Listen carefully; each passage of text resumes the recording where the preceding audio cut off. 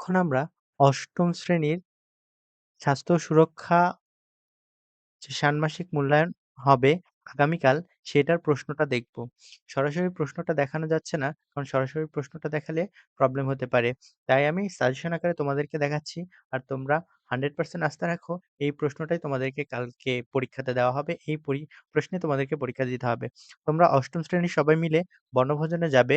বিদ্যালয়ের কয়েকজন শিক্ষক তোমাদের সাথে থাকবেন, কিন্তু আয়োজনের সব দায়িত্ব তোমরা নেবে বলে ঠিক করেছ। তোমরা শিক্ষক বৃন্দের বৃন্দদের সাথে মিটিং করে আয়োজনে কি বিষয়ে প্রস্তুতি নিতে হবে তার একটা তালিকা তৈরি করে নিয়েছো এবং কয়েকটি কমিটি করে তোমাদের মধ্যে দায়িত্বগুলো ভাগ করে নিয়েছো।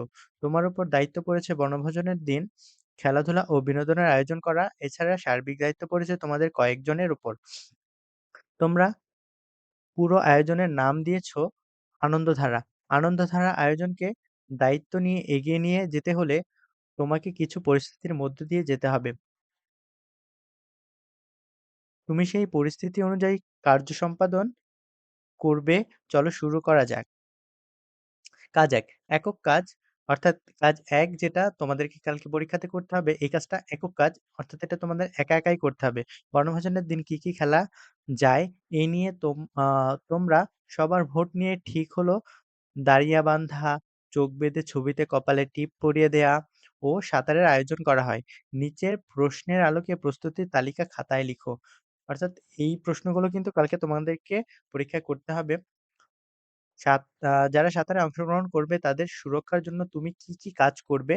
তুমি যে কাজগুলোর সিদ্ধান্ত নিলে তার কারণ কি? অর্থাৎ তুমি যেই কাজগুলো করবে সেটা এখানে, আর সেই কাজগুলো করার সিদ্ধান্ত কেন নিয়েছো সেটা এখানে। সুরক্ষার জন্য। এই ব্যাপারটা মাথায় রাখবে। ২ নাম্বার কাজ হলো দলগত কাজ। অর্থাৎ এটা তোমরা দলে করবা। শিক্ষকের নির্দেশ না অ নির্দেশনা তোমরা দল গঠন করবে। এবার দলে নিজের খাতায় লেখা কাজের তালিকা নিয়ে নিচের বিষয়গুলোর আলোকে আলোচনা করা। কি নিয়ে কি চিন্তা থেকে তারা নিজেদের কাজগুলো ঠিক করেছে? অন্যরা যে কাজগুলোর তালিকা করেছে তার মধ্যে কোনটির সাথে তুমি একমত এবং এর কারণ কি? কোনগুলোর সাথে একমত নও, এর কারণ কি? প্রস্তুতির কাজগুলো করতে কারো সহযোগিতার প্রয়োজন আছে কি? যদি থাকে তাহলে কার? জরুরি প্রয়োজনে সহযোগিতা পাওয়ার জন্য কি করা যেতে পারে? কাজ ৩ একক কাজ। কাজ ৩ তোমাকে একা করতে হবে।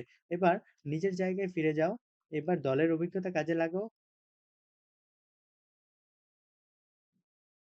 দলের অভিজ্ঞতা কাজে লাগানোর পালা। তাহলে খাতায় লিখে নাও দলের আলোচনা থেকে কোন বিষয়গুলো সম্পর্কে আ নতুন করে জানলে?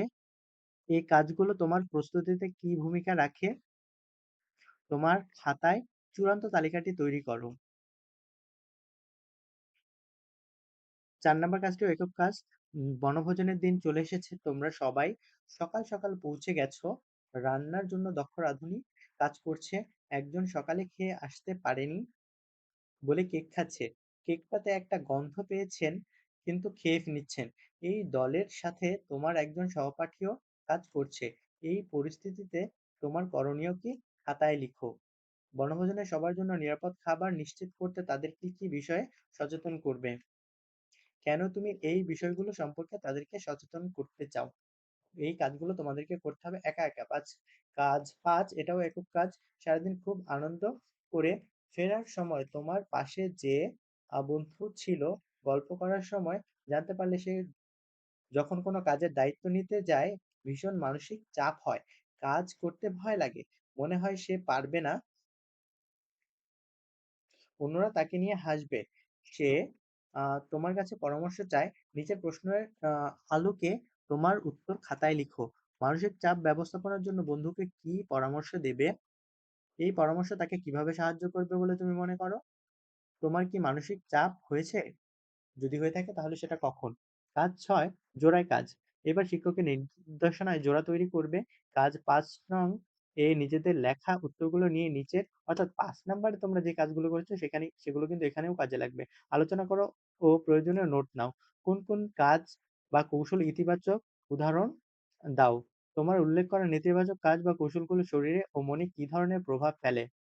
মানসিক চাপের পরিস্থিতিতে প্রয়োজনে কার কাছে সহযোগিতা পাওয়া যেতে পারে?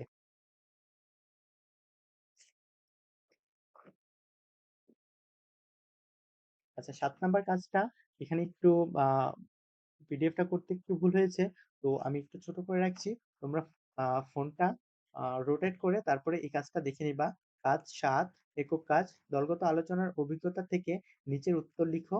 বন্ধুদের কাছে থেকে পাওয়া কি ইতিবাচক কৌশল তুমি নিজের মানসিক চাপ ব্যবস্থাপনায় পরবর্তীতে ব্যবহার করতে চাও? একটি উদাহরণ লিখো। এই কৌশল জীবনে কি ফলাফল আনবে তুমি মনে করো? নিজেকে সুরক্ষিত রাখতে মানসিক চাপ নিয়ে সকলের জানা প্রয়োজন এমন ৩ টি মেসেজ লিখো। এই প্রশ্নেই কিন্তু কালকে তোমাদের পরীক্ষা হবে। তোমরা এই প্রশ্নগুলো আ ভালো করে দেখে নাও এবং এগুলোর উত্তর কিভাবে লেখা যায় বিভিন্ন আ ভাবে খোঁজো, বিভিন্ন বইয়ে খোঁজো, আ ইন্টারনেটে খোঁজো। নিজেদের মতো করে উত্তর গোছাও এবং কালকে সবার পরীক্ষা খুবই ভালো হোক এই কামনা করি। ধন্যবাদ।